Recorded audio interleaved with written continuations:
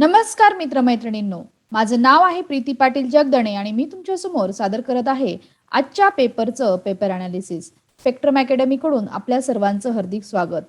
चला तर मग बघूया आजच्या इम्पॉर्टंट न्यूज. पहिली इम्पॉर्टंट न्यूज आहे की दशकोटी लसीकरणचा टप्पा जो आहे तो महाराष्ट्राने गाठलेला आहे. महाराष्ट्राने कोरोना प्रतिबंधित लसीकरणाचा 10 कोटीचा टप्पा मंगळवारी पार केला आणि देशभरात 110 कोटी लसमात्रा देण्यात आल्या असून उत्तर प्रदेश नंतर लसीकरणात महाराष्ट्राचा जवळजवळ दुसरा क्रमांक आता लागलेला आपल्याला दिसतोय. एसटीचा जो संप चालू आहे त्याच्यामध्ये एसटीचे 376 कर्मचारी जे निलंबित झालेले आहेत. सेवा समाप्तीच्या कारवाईची त्यांच्यावर शक्यता आहे. राज्य शासनात विलिनीकरण आणि शासकीय कर्मचाऱ्याचे वेतन मिळवण्याच्या मुद्द्यावरून 13 दिवसापासून संप करणाऱ्या कर्मचाऱ्याच्या निलंबनाची कारवाई करण्यास एसटी महामंडळाने सुरुवात केलेली आपल्याला दिसते. त्याच्यावरून 376 कर्मचाऱ्यांना जवळजवळ निलंबित करण्यात आलेली आहे आणि ही कारवाई आणखी वाढेल अशी माहिती महामंडळाकडून दिलेली आपल्याला दिसते. याच्यामध्ये एक योजना शासकीय आलेली आहे की भारतीय रिझर्व्ह बँक द्वारा 2 अभिनव आणि ग्राहक हित योजनाची सुरुवात झालेली आहे. त्याच्यामध्ये आरबीआय रिटेल डायरेक्टर योजना ही योजना काय आहे तर छोट्या गुंतवणूकदारांसाठी सरकारी प्रतिभूतीमध्ये म्हणजेच गव्हर्नमेंट सिक्युरिटीमध्येच गुंतवणूक करण्याची एक नवीन संधी ही आरबीआय रिटेल डायरेक्टर योजनेतून मिळणार आहे. तसेच छोटे गुंतवणूकदार सहजपणे रिझर्व्ह बँकेमध्ये सरकारी प्रतिभूतीचे खाते ऑनलाईन विनाशुल्क उघडू शकतील आणि ते सुव्यवस्थित राखू शकतील. छोट्या गुंतवणूकदारासाठी डिजिटल प्लॅटफॉर्मवर सरकारी प्रतिभूती खरेदी करणे आणि विकणे हे जे आहे हे काम जे आहे सेलिंग अँड परचेसिंग जे आहेत गव्हर्नमेंट सिक्युरिटीज ते खूप इझी होणार आहे या पोर्टलवर. नंतर रिझर्व्ह बँकेची एकत्रित लोकपाल योजना एक आलेली आहे. त्याच्यामध्ये एक राष्ट्र एक लोकपाल, एक पोर्टल, एक ईमेल, एक पत्ता. याच्यामध्ये ग्राहकाच्या तक्रारी दाखल करणे, दस्तावेज जमा करणे, स्टेट्स ट्रॅक करणे, फीडबॅक देण्यासाठी एकच पोर्टल येणार आहे आणि आरबीआय द्वारा विनियमित संस्थेच्या विरुद्ध तक्रारीसाठी त्याच्यामध्ये एकत्रित काम या योजनेच्या द्वारे केलं जाणार आहे. तसेच तक्रारी दाखल करणे, तक्रारीच्या निवारणासाठी माहितीमध्ये सहकार्यासाठी बहुभाषी असा टोल फ्री नंबर याच्यामध्ये दिला जाणार आहे. अशा पद्धतीच्या ह्या 2 योजना आरबीआय रिटेल डायरेक्टर योजना आणि रिझर्व्ह बँक एकत्रित लोकपाल योजना यांचं जे लॉन्चिंग आहे हे पंतप्रधान नरेंद्र मोदी द्वारा व्हर्च्युअल पद्धतीने लॉन्च होणार आहे 12 नोव्हेंबरला. नेक्स्ट इम्पॉर्टंट न्यूज आहे पु ल देशपांडे जे आहे त्यांचे साहित्य जे आहे आता श्राव्य रूपात देखील उपलब्ध आहे. ज्येष्ठ साहित्य पु ल देशपांडे याच्या 102व्या जयंतीनिमित्त त्यांचे काही पुस्तके स्टोरी टेल मराठी श्राव्य स्वरूपात उपलब्ध करून दिलेले आहेत. विशब्द शारदा या पुस्तकात पुलने विविध पुस्तकांना लिहिलेल्या प्रस्तावना, विशब्द शाबरा रंग माझा वेगळा ज्येष्ठ साहित्यिक अरुणा ढेरे यांच्या स्टोरी टेलमध्ये हे वाचले आहेत. हसवणूक हे पुस्तक, आमचा धंदा, माझे खाद्य जीवन, माशी, सातावाराची कहाणी, चाळीशी, रस्ते हे ज्येष्ठ अभिनेते दिलीप प्रभावळकर यांच्या आवाजात आता ऐकता येणार आहे. त्यांचे जे पु ल देशपांडेचे बुक्स आहेत त्यांच्या आवाजात श्राव्य स्वरूपात आता उपलब्ध झालेले आपल्याला दिसतात त्यांच्या 102व्या जयंतीनिमित्त. नेक्स्ट इम्पॉर्टंट न्यूज आहे की चीनकडून पाकिस्तानला प्रगत अशा युद्धनौका दिलेल्या आहेत. चीनने अतिशय प्रगत अशी युद्धनौका पाकिस्तानला दिली असून त्यामुळे हिंदी महासागर आणि अरबी समुद्रात पाकिस्तानचे म्हणजेच पर्यायाने चीनचे वर्चस्व वाढणार आहे. अलीकडे हिंदी महासागराच्या प्रदेशात वर्चस्व निर्माण करण्यासाठी चीनचे प्रयत्न लपून राहिलेले नाहीत आणि युद्धनौका China state shipbuilding corporation limited या कंपनीने तयार केलेलं असून शांघाय येथील कार्यक्रमात ती पाकिस्तानच्या नौदलास देऊन कार्यान्वित करणार आहेत. या दरम्यान अरुणाचल प्रदेशात प्रत्यक्ष नियंत्रण रेषेवर असलेले चीनने बांधलेले खेडे पेंगॉंग अहवालात चीनच्या आधिपत्याखालील प्रदेश म्हणून त्याला दाखवण्यात देखील आलेले आहे. म्हणजे चीन आणि पाकिस्तान म्हणजे आता पाकिस्तानला देखील एक प्रकारे चीन काय करत आहे की प्रगत युद्धनौका देऊन एक प्रकारे त्यांचं डॉमिनेशन हिंदी महासागरात वाढवण्याचा प्रयत्न करत आहे. म्हणजे इनडायरेक्ट डॉमिनेशन चीनचं प्रस्थापित करण्याचा प्रयत्न हा चीन करत असल्याचं आपल्याला दिसतंय. आता ब्रिटनमधील मान्यताप्राप्त लसीच्या यादीत आता कोवॅक्सिनची नोंद देखील झालेली आहे की भारताने कोविड-19 प्रतिबंधकासाठी कोवॅक्सिन लसीचा समावेश ब्रिटनमधील संमत लसीच्या यादीत यंदा 22 नोव्हेंबरला करण्यात आलेला आहे. याचा अर्थ भारतातून जे लोक कोवॅक्सिनची मात्रा घेऊन आले असतील त्यांना देखील ब्रिटनमध्ये आल्यानंतर विलगीकरण करावे लागणार नाही असं सांगण्यात आले. म्हणजे एक प्रकारे एक्नॉलेजमेंट कोवॅक्सिनला देखील ब्रिटनने दिलेली आपल्याला दिसते. सुदर्शन साहू आणि सिंधुताई सपकाळ आदींना पद्म पुरस्कार प्रदान झालेला आहे. प्रसिद्ध शिल्पकार सुदर्शन साहू आणि लोकसभेच्या माजी अध्यक्षा सुमित्रा महाजन, सामाजिक कार्यकर्ता आणि अनाथाची माय अशी ओळख असलेल्या सिंधुताई सपकाळ अशा अन्य मान्यवर व्यक्तींना राष्ट्रपती रामनाथ कोविंद यांच्याकडून राष्ट्रपती भवनात पद्म पुरस्कार प्रदान केले. पुरस्कार प्रदान करण्याच्या सोहळ्याचा दुसरा टप्पा पार पडला. त्याच्यामध्ये दिवंगत गायक SP बालसुब्रमण्यम यांना मरणोत्तर पद्मविभूषण पुरस्कार प्रदान करण्यात आला. त्याच्यामध्ये सुदर्शन साहू जे आहेत हे मूळ ओडिशातील पद्मविभूषण किताबाने यांना ऑलरेडी सन्मानित करण्यात आलेले आणि सिंधुबाई सपकाळ यांना पद्मश्री पुरस्कार यांना प्रदान करण्यात आला. सुमित्रा महाजन ज्या होत्या त्या 8 वेळा खासदार आहेत आणि त्यांना पद्मभूषण हा पुरस्कार प्रदान करण्यात आला. भारतीय प्रशासकीय सेवेतील अधिकारी नरपेंद्र मिश्रा यांना पद्मभूषण सरकारने सन्मानित केले. त्यांनी नागरी सेवा विभागात त्याच्याबद्दल त्यांना एक प्रकारे पुरस्कार दिलेला आहे. आसामचे दिवंगत मुख्यमंत्री तरुण गोगोई यांना मरणोत्तर पद्मविभूषण हा पुरस्कार जाहीर त्यांना करण्यात आला. आसामचे सामाजिक कार्यकर्ते लक्ष्मी बरुआ, हरियाणाचे कुरुक्षेत्र येथील हिंदी साहित्यिक जय भगवान गोयल, राजस्थानचे लोकनायक लखा खान, मुंबईच्या कर्नाटकी संगीता गायिका जयश्री रामनाथ आणि डेहराडूनचे भूपेंद्र कुमार सिंग अशा आदींना देखील एक प्रकारे वेगवेगळ्या पुरस्कारांनी त्यांना सन्मानित केलेलं आपल्याला दिसतंय. याच्यामध्ये मेन आहे सुदर्शन साहू, सिंधुबाई सपकाळ, सुमित्रा महाजन यांना पद्म पुरस्काराने एक प्रकारे प्रदान करून त्यांना सन्मानित केलेला आपल्याला दिसतंय. याच्यामध्ये महाधिवक्त्याचा राजीनामा मंजूर, पंजाबमध्ये महाधिवक्ताचा जो राजीनामा आहे तो मंजूर केलेला आहे. याच्यामध्ये आपल्याला समजण्यासारखं हा आहे की अटॉर्नी जनरल ऑफ इंडिया भारताचा महान्यायवादी असतो, तर महाधिवक्ता म्हणजे ॲडव्होकेट जनरल ऑफ इंडिया हा जो आहे की प्रत्येक स्टेटला अलोकेट केलेला असतो. हा जो आहे इंडियाचा फर्स्ट लॉ ऑफिसर म्हणून कार्यरत असतो. याच्यामध्ये ॲडव्होकेट जनरल ऑफ इंडिया याचं जर आर्टिकल आपण बघितलं, म्हणजेच महाधिवक्ताचं जर आर्टिकल आपण बघितलं तर 165 जे आपलं आर्टिकल आहे कॉन्स्टिट्यूशनचं, तर त्याच्यामध्ये ॲडव्होकेट जनरल ऑफ इंडिया हे जो आहे तो highest law officer of the state म्हणून ओळखला जातो. आणि याच्यासाठी एक ज्या पण सेंट्रल स्टेटवरचे डिस्प्यूट्स असतील अनेक इश्यूजच्या ह्याच्यासाठी पॉवर आहेत. आणि अपॉइंटमेंट कोणी केली जाते ॲडव्होकेट जनरल ऑफ इंडियाची, तर ॲडव्होकेट जनरल ऑफ इंडियाची अपॉइंटमेंट जी आहे ती गव्हर्नरद्वारा केली जाते. He must be person who qualified to be appointed as a जज ऑफ हायकोर्ट. आणि त्याच्या अपॉइंटमेंटमध्ये गव्हर्नरद्वारा जी अपॉइंटमेंट केली जाते त्याच्यामध्ये तो हायकोर्टचा जज असला पाहिजे. म्हणजे त्याची जी अपॉइंटेड क्वालिफिकेशन पाहिजे ते जज ऑफ हायकोर्ट एवढं पाहिजे. Term of office of the advocate general जे आहे is not fixed in constitution, म्हणजे ह्याचं टर्म जे आहे ॲडव्होकेट जनरलचं फिक्स नाहीये. Further the constitution does not contain procedure and grounds for is removal, म्हणजे कोणतीही प्रोसिजर आणि ग्राउंड्स देखील कॉन्स्टिट्यूशनमध्ये याचे नाहीयेत. He may also quit his office by submitting his resignation to governor.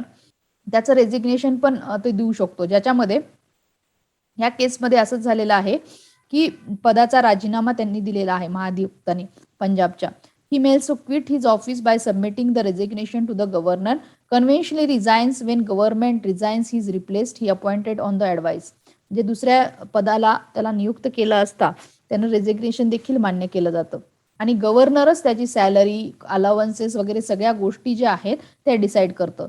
आता याच्यामध्ये advocate general of the state याची ड्युटीज काय आहे की ॲडवाईज करणं. गव्हर्नमेंट जे स्टेटचं आहे त्याला लिगल मॅटरमध्ये जे पण ॲडवाईज लागतं, कारण तो लॉ ऑफिसर ऑफ स्टेट म्हटला जातो, तर लिगल ॲडवाईज करणं, ड्युटीज जसं लिगल ज्याही ड्युटीज आहेत त्याला परफॉर्म करणं, कोर्ट ऑफ लॉमध्ये स्टेटच्या बाजूने प्रेझेंट राहणं, एखादी केस वगैरे चालली असेल स्टेटच्या बाजूने त्याच्यामध्ये स्टेटच्या बाजूने कोर्टमध्ये प्रेझेंट राहणं.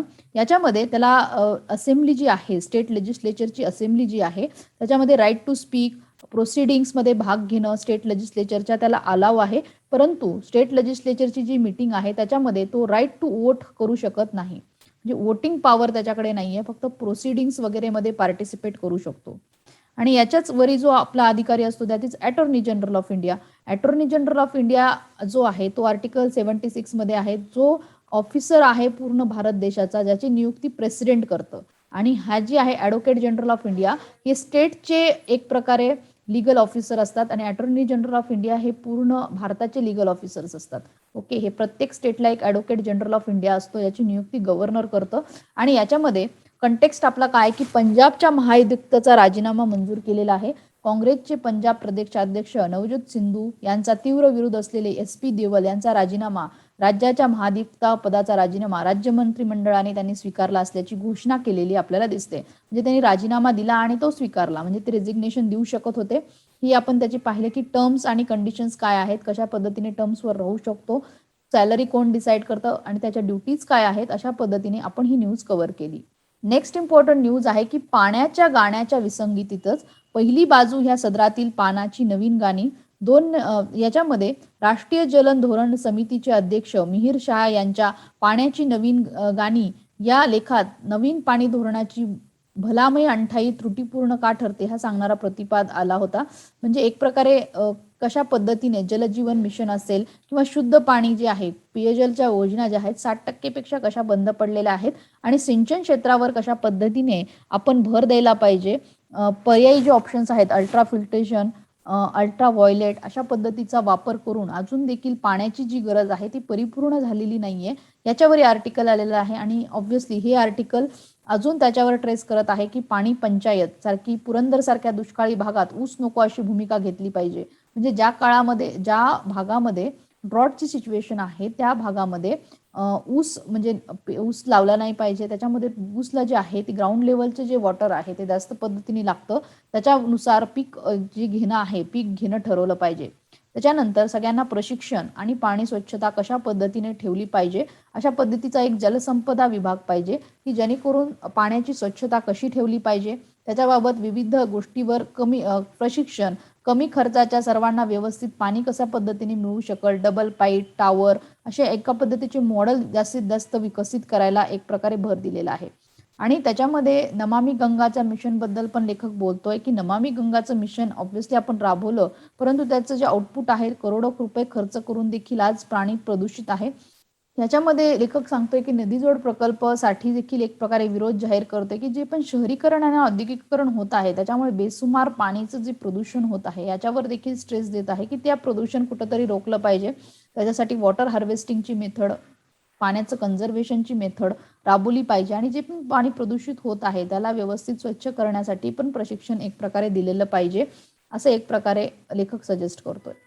आता याच्यामध्ये आपली जी इमर्जन्सी लागू केली होती आणीबाणीचे कारण याच्यामध्ये एक आर्टिकल आलेलं आहे की 26 जून 1975ला इंदिरा गांधी यांनी अचानक आकाशवाणीवर येऊन देशवासियांना संबोधित म्हणल्या की राष्ट्रपती फखरुद्दीन अली अहमद यांच्या देशात आणीबाणी लागू केलेली आहे आणि आणीबाणी घोषित करण्यामागचं 5 कारण होतं.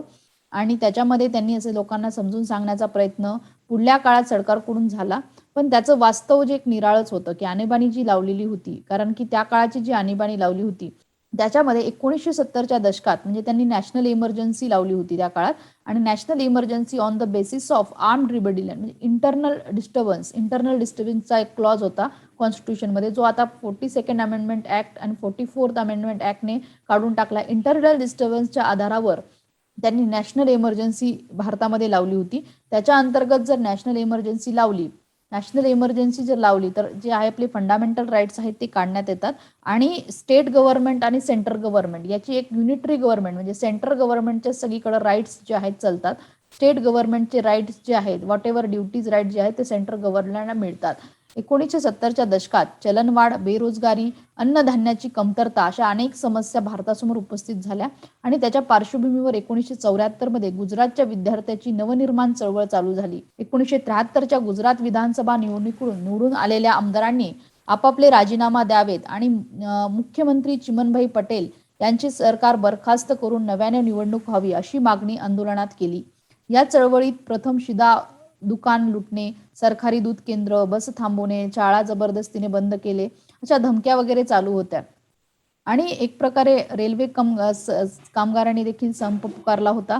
अशा सिच्युएशनमध्ये जे आहे की त्यांनी आणीबाणी कशी स्वीकारली आणि एक प्रकारे सगळ्यांना कंट्रोल करण्याचा कसा प्रयत्न केला, राजकीय विरोधकावर हिंसाचार माजवल्याचं आणि देशाविरुद्ध कट रचल्याचं, हत्येच्या प्रयत्नाने देशात अर्थव्यवस्थाच खिळखिळीकरणाच्या कारवाया केल्याच्या आदी आरोप 1975मध्ये तत्कालीन सरकारने केले होते. आणि हीच कारणे आणीबाणी घोषित करण्याच्या मागं सरकार समर्थक आहे असं सांगत होती.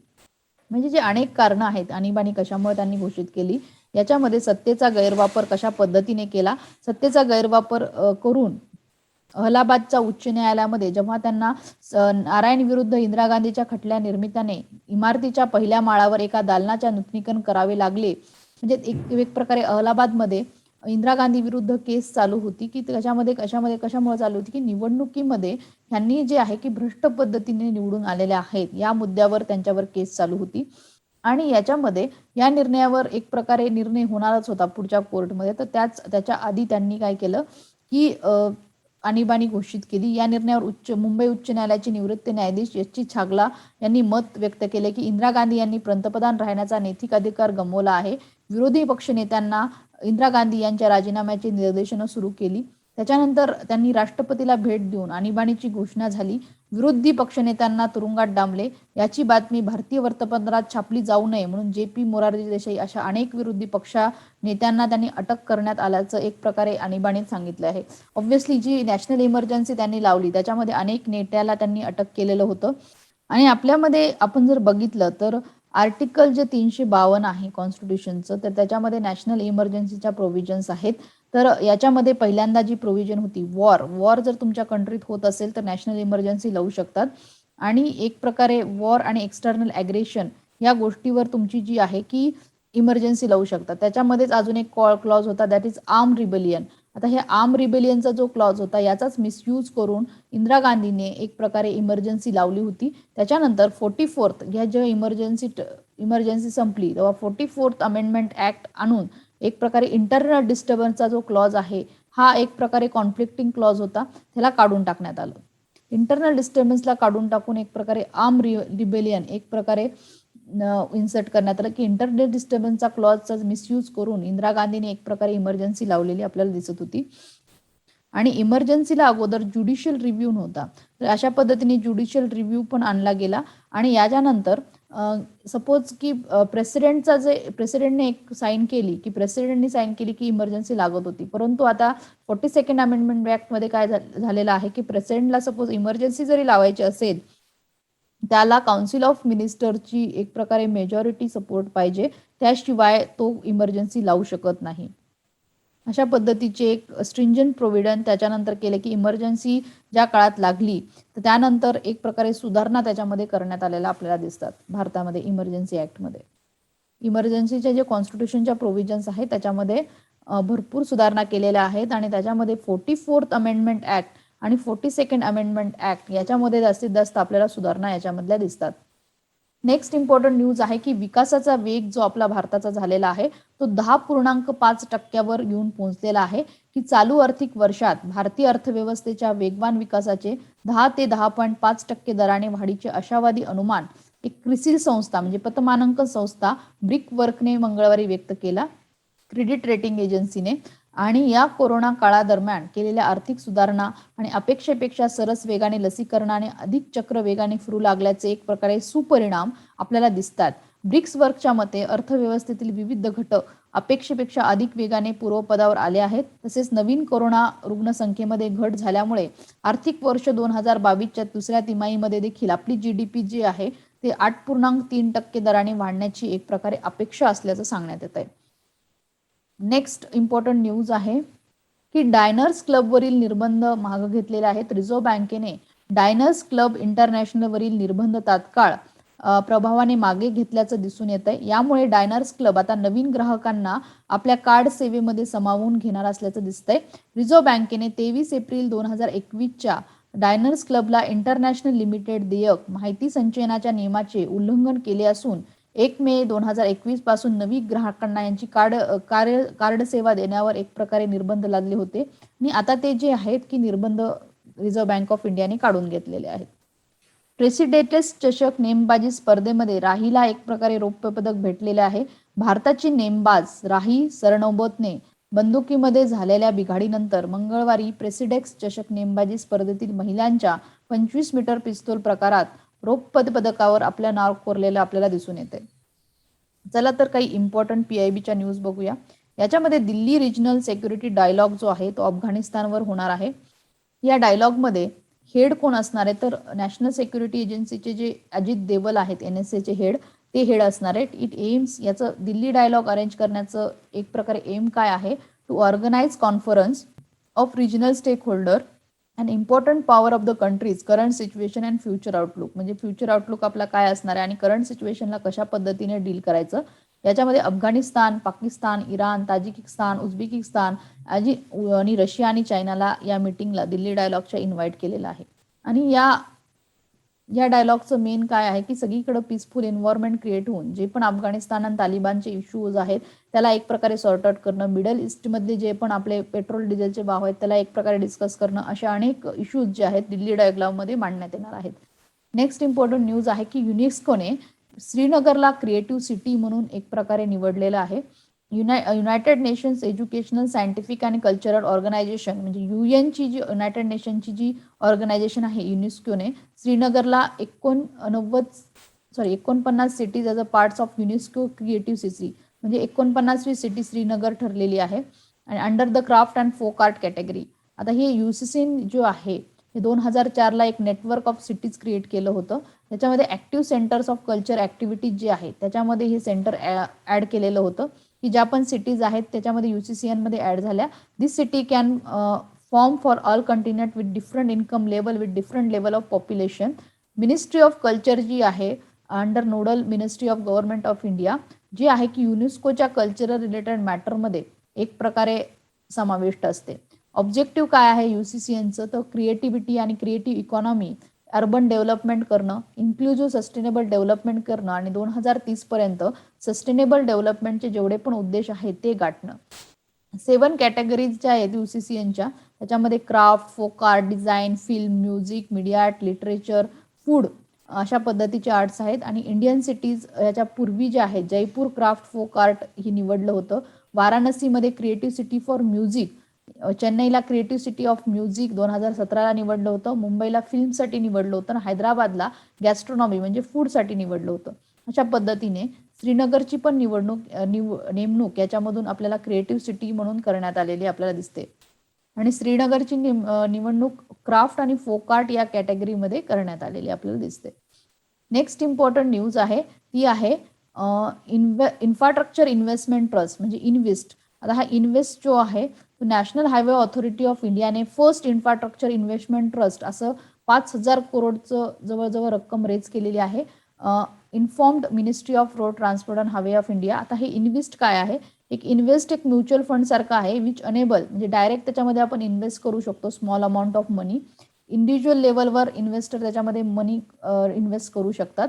दिस work like mutual fund of real estate invest trust म्हणजे रिअल इस्टेटमध्ये जसं आपण इन्व्हेस्ट मनी करतो त्या पद्धतीचाच एक प्रकारे हा इन्व्हेस्टमेंट मनी आहे. It can be treated as a modified version of रिविस्ट to suit the specific circumstances of infrastructure sector. आणि ह्याच्यामध्ये इन्फ्रास्ट्रक्चरची डेव्हलपमेंट करण्यासाठी हा छोट्या छोट्या इन्व्हेस्टर करून मनी घेतला जातो. आता सेबीच्या रेग्युलेशनमध्ये SEBI notified SEBI infrastructure investment trust regulation 2014 on September 26, 2014 providing registration regulation of invest in India. म्हणजे सेबी ऍक्ट खाली देखील हा इन्व्हेस्ट जो आहे तो मंजूर झालेला आहे. याच्या मागं याचा उद्देश काय आहे की एक प्रकारे लोकांकडून पैसा घेऊन स्पॉन्सरशिप घेऊन जास्तीत जास्त इन्फ्रास्ट्रक्चर डेव्हलपमेंट करणे आणि त्यांना व्यवस्थित पद्धतीने रिटर्न देणे. ओके, नेक्स्ट इम्पॉर्टंट न्यूज आहे ती आहे central cuts the exercise duty on petrol diesel. Obviously आता ह्याच्यामध्ये आपल्याला एक्सरसाइज ड्युटी आपला भारत जो देश आहे त्याच्यामध्ये युनिफाईड टॅक्स सिस्टीम आलेली आहे गुड्स अँड सर्व्हिसेस टॅक्स. तरी पण पेट्रोल आणि डिझेल जे आहे हे GST मध्ये इन्क्लूड नाही आहेत. याच्यामध्ये जी एक्सरसाइज ड्युटी ही जी आहे पेट्रोलवर अजून देखील लागते. एक्झम्पशन जे आहे GST मध्ये ज्या पद्धतीचं अजून पेट्रोल, डिझेल, लिकर ह्या गोष्टी, इलेक्ट्रिसिटी ह्या गोष्टी अजूनही GSTच्या अंडर आलेल्या नाही, त्याच्यावर एक्सरसाइज ड्युटी लागते. त्याच्यामध्ये अजून आता पेट्रोल आणि डिझेलचे भाव वाढत असल्यामुळे कुठेतरी एक्सरसाइज ड्युटी जी आहे ती कट केलेली आहे. Government finally reduce fuel prices by slashing excise duty on petrol and diesel by 5 to 10 per litre respectively. आता ही एक्सरसाइज ड्युटी काय आहे की टॅक्स इम्पोज कशावर केला जातो एक्सरसाइज ड्युटीमध्ये, goods of their production, licensing आणि सेल्स. हे अपोजिट कस्टम ड्युटीचे आहे की इम्पोर्ट एक्सपोर्टवर जशा पद्धतीने कस्टम ड्युटीमध्ये कर आकारला जातो तसा या पद्धतीने गुड्स प्रोडक्शन, लायसेन्सिंग, सेलवर एक्सरसाइज ड्युटीमध्ये कर आकारला जातो. आता ही एक्सरसाइज ड्युटी जी आहे ती सेंट्रल लेवलवर पहिल्यांदा ह्याला सेंट्रल एक्सरसाइज ड्युटी म्हटलं जायचं, ॲडिशनल एक्सरसाइज ड्युटी असं या नावाने याला संबोधलं जातं. पॉवर काय आहेत एक्सरसाइज ड्युटीच्या की GSTचे इंट्रोडक्शन झाल्यानंतर many types of excise duty ज्या आहेत ह्या GST मध्ये सबस्युम झाल्या, परंतु पेट्रोल डिझेलची एक्सरसाइज ड्युटी जी आहे GST मध्ये सबस्युम झाली नाही. जे आपण बघितलं की अल्कोहोल, स्टेट लेव्ही काही टॅक्स जे आहेत ते अजून पण जीएसटी मध्ये समाविष्ट झालेले नाही आहेत. एक्सरसाइज ड्युटीचे जर टाईप बघितले तर बेसिक एक्सरसाइज ड्युटीमध्ये सेंट्रलचे जी व्हॅल्यू ॲडेड टॅक्स आहेत त्याला सेनवॅट असं म्हणतात. ह्याला बेसिक एक्सरसाइज ड्युटी म्हणतात. This category of excise duty was levied on goods that are classified under first schedule of central excise tariff. Central excise of टॅरिफमध्ये add आहे. This duty applied on all goods except salt. म्हणजे ह्या प्रत्येक exercise duty लागते, फक्त साल्टवर लागत नाही. Additional exercise duty जी असते ती स्पेसिफिक गुड्स जे इम्पॉर्टंट आहेत त्याच्यावर लागते. आणि स्पेशल एक्सरसाइज ड्युटी जी आहे ती रोड, इन्फ्रास्ट्रक्चर, सेस अशा पद्धतीच्या गोष्टीवर लागते. आता आपल्याला माहितच आहे की वॅट जो आहे, वॅट रिप्लेस करून आपला जीएसटी आला आहे. की वॅटचे डिसएडव्हान्टेजेस म्हणजे व्हॅल्यू ॲडेड टॅक्सचा जो डिसएडव्हान्टेज होता की प्रत्येक टॅक्ससाठी वेगळ्या वॅट होता. युनिफाईड सिस्टीम आणि सिम्प्लिफाईड सिस्टीम म्हणून जीएसटीने वॅटला रिप्लेस केलेला आहे, व्हॅल्यू ॲडेड टॅक्सला. हे आपल्याला माहितच आहे. आणि त्याच्या अंतर्गत अजून देखील पेट्रोल, डिझेल या गोष्टीवर एक्सरसाइज ड्युटी लागते, हे पण आपण कव्हर केलं. नंतरची न्यूज आहे की आरबीआयने एक revised form of prompt corrective action framework आणलेला आहे. याच्यामध्ये आरबीआयने प्रॉम्प्ट करेक्टिव्ह ऍक्शनमध्ये सुधारणा केलेली आहे. To enable supervisory intervention at appropriate time acts as tool for effective market discipline.